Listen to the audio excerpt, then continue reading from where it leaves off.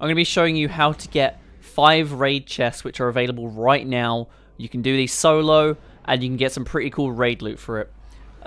Veterans of Destiny might know where some of these are, but this is updated for Beyond Light. You've got new stasis abilities which make it much easier, and we're actually heading to the Deepstone Crypt, which was added yesterday.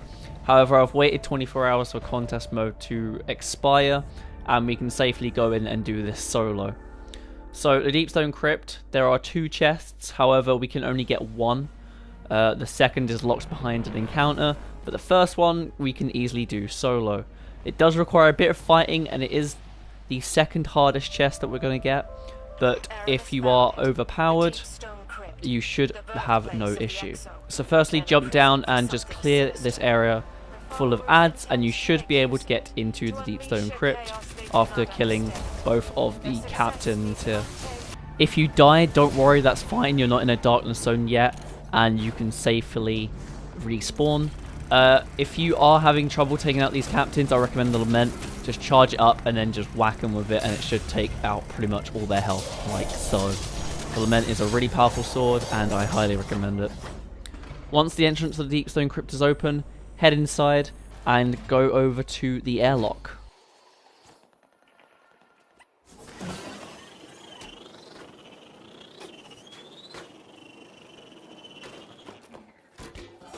Once the other side of the airlock opens, you'll find 6 pikes. This is the technically first encounter, but some people wouldn't really call it encounter. Basically, you have to ride pikes from one heat bubble to the other without running out of time. Your time is indicated by the frostbite buff in the bottom corner. If that reaches 10 stacks, you instantly die. Here's the path to the first bubble, and then here's the path to the second bubble. I should warn you that there are these slow mines which will get in the way. Just be careful of them. Jump over this little gap here. If you don't make it, you can just dismount off your Sparrow. As long as you've got enough time to get into the bubble, you're good. This bubble and subsequent bubbles will have ads, so just clear them out. Head over to this next one. Make sure in between these 2 lights, you can see the one on the left and the one on the right. You'll know where the bubble is if you see that little tower in the distance.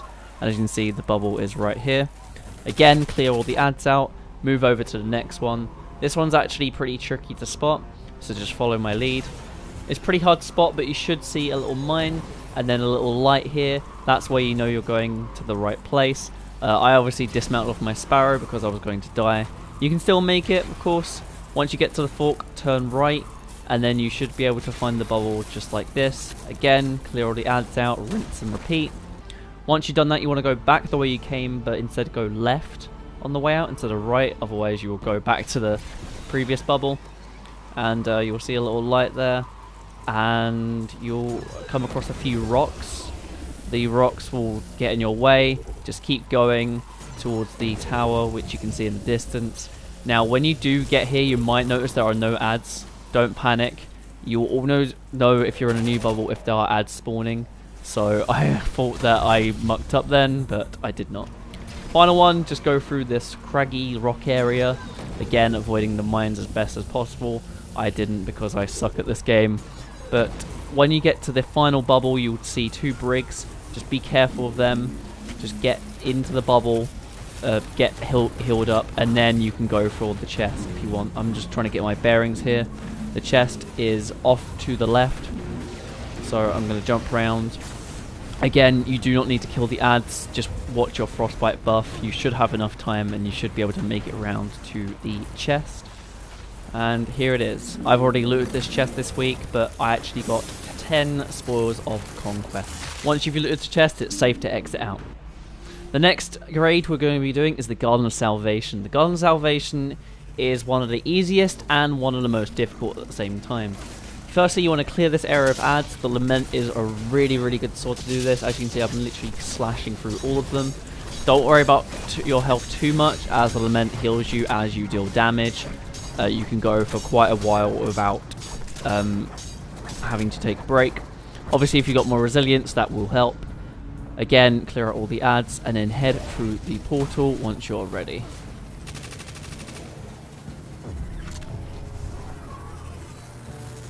Once you're through and you're at the first encounter, follow my lead. We're going to go jump behind the boss, and go to this little area behind him. You can actually stand on that area, but be careful not to go too far in, as you will die. Also, if you're a hunter, Stompies is recommended. I'm a warlock, so I'm going to be able to do this pretty easily. Jump to this little bit here, and then jump to this little outcropping here. It is pretty hard to get in there, but just keep trying and you'll eventually make it. Be careful not to go too far into that hole there, otherwise you will get stuck and you'll have a pain trying to get out. But again, just keep trying. As you can see, I got it right there. Jump up onto this little platform and then just keep running. You can just run through all of this and you should be good. This does take a while and you don't have a sparrow that you can use, so just keep running. Obviously mobility helps here, just to go that little bit faster. Once you get to this wall over here, pull out your sword, as it will make jumps much more easier. You want to basically climb to the top of this wall and then slash your way over to the edge. So you can see this little bit here will push you back into bounds. You need to trick the game and force your way out of bounds. It does take a while. If you do wear out of sword ammo, then it's not the end of the world. Just keep trying and you'll eventually make it. Just swords make it a whole lot easier. Once you've done that, drop down here and you want to hit a specific load zone which will load you into the next area. It should be around about here, and you'll know you did it right if you see that you've loaded into the undergrowth. After that, simply just kill yourself. I'm using hard light here because I don't actually have a grenade launcher on me with ammo. Just kill yourself and then you will respawn inside the undergrowth, which is the next area. When you revive, you're in the undergrowth. Simply make your way to the chest using the path that I follow. It's a pretty simple path and you just need to watch out for just the moving platforms. If you've played Whisper of the Worm, you should have no trouble. If you haven't, then just be very careful with the moving platforms around the area. You should see a lift going up and down, which that can be used to help get into the room, but obviously if you are skilled enough, you can just jump in and grab the loot. And as you can see, it's this tiny little hole here. I almost missed it. And I've actually already got this chest too, so it won't contain anything. Once you've done that, you can safely die and respawn, or you can try and make your way out. I'm just going to die here, and you'll respawn just before the chest. Now, what you want to do next is to make your way out of this section and onto the next encounter. If you know this area well, you should have no trouble. One thing you need to know is that these flowers require a couple of shots to open up. Just be careful and just shoot them early. I know what I'm doing, but if you are unaware of where to go, then just be careful. It's not hard to work out. You can follow my route if you are skilled, but I'm going a faster route. Obviously, I don't actually know if this is a fast route or not, but this is the route I always take. So if you are having trouble, then maybe try following this route. There are simpler routes though, so just keep that in mind. Again, shoot the flowers and you should be good.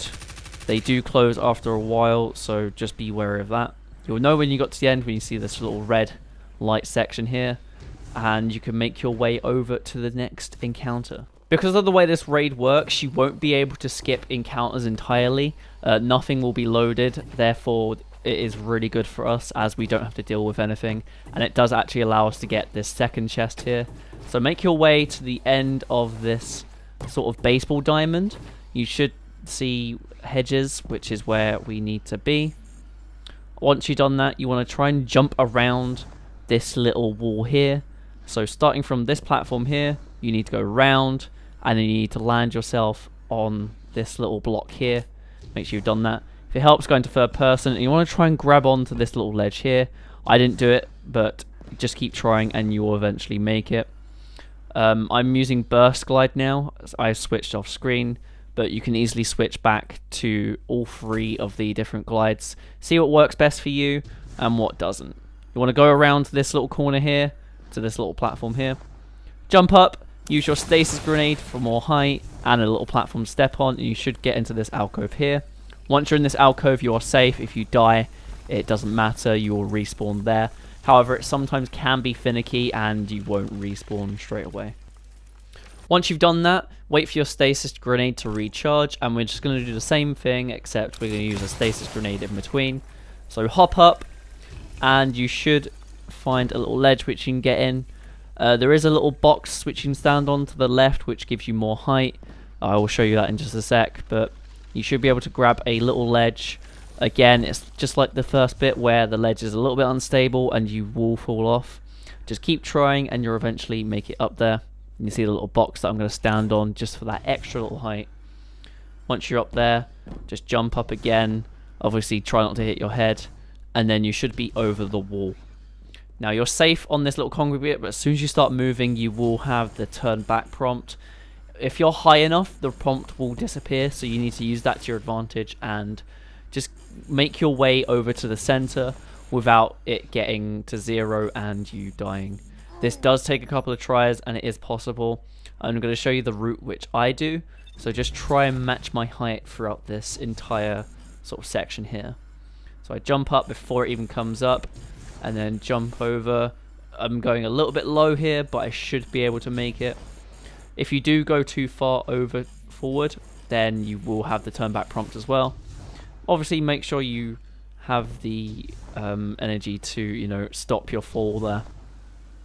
Once you've done that, don't go through any of the portals, instead go left and make your way through this little puzzle here. It's not hard, it's even easier than the undergrowth section. You should have no trouble following this at all. Make your way around to this little platform here. Obviously I'm taking big jumps. If you are a character that can't do big jumps, then just take your time. You will get to a set of windmills in a minute, and we're actually going to be doing a strat called windmill skip. Windmill skip basically allows you to cut out a load of jumping, but you can just go around and through the windmills. What we're going to do is windmill skip, which basically involves you standing on top of a windmill blade and riding it all the way up to the top of this area. So hop on a windmill blade, preferably the longer ones. I jumped on a short one. You can't actually do anything on the short ones because obviously you'll hit your head on this metal bit here. So I'm going to hop down in just a second once I time it right.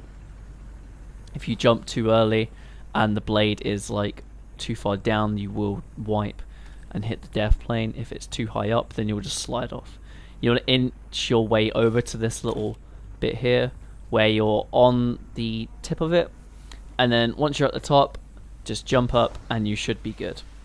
Congratulations, that's all the hard parts done.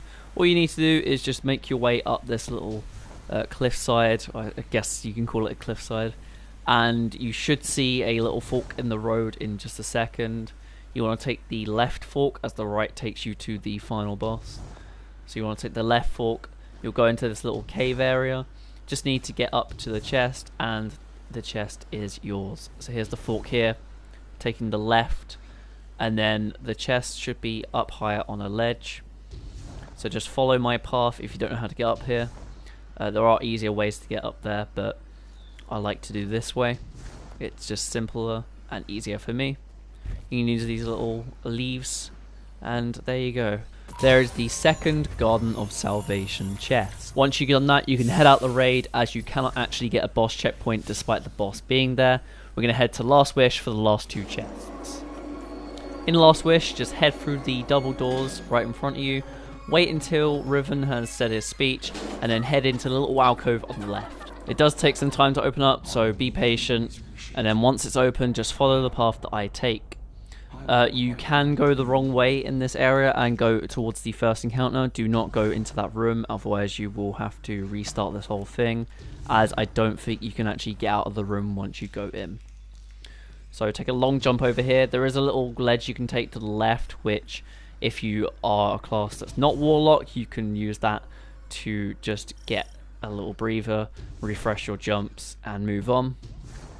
Head around here, and to the left here, to the right is the first encounter. You don't want to go through there, instead you want to go straight ahead, and you want to look out for these platforms which have a lot of greenery and moss around them.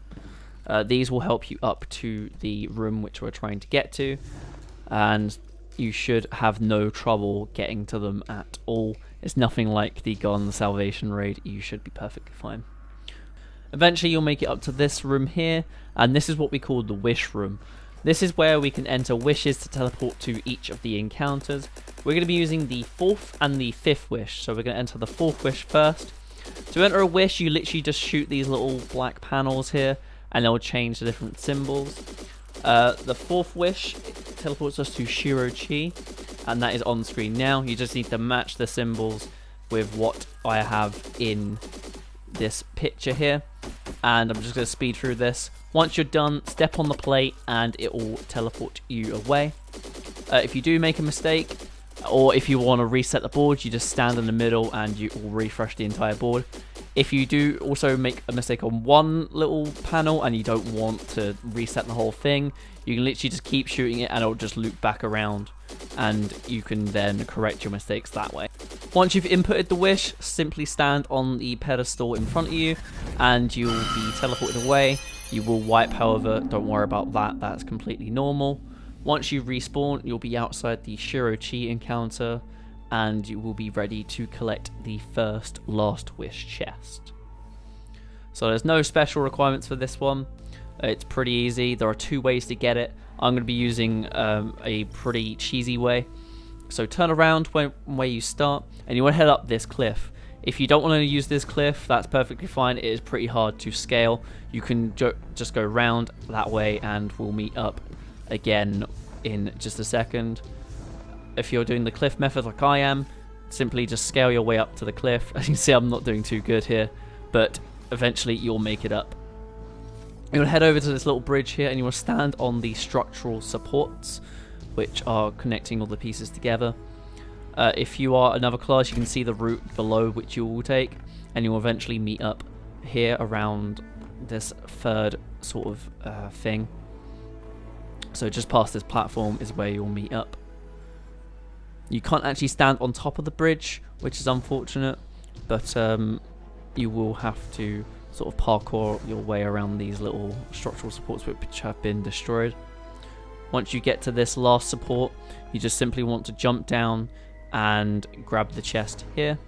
Be sure not to go too far, otherwise you will miss and die. So there you go, there is the first chest.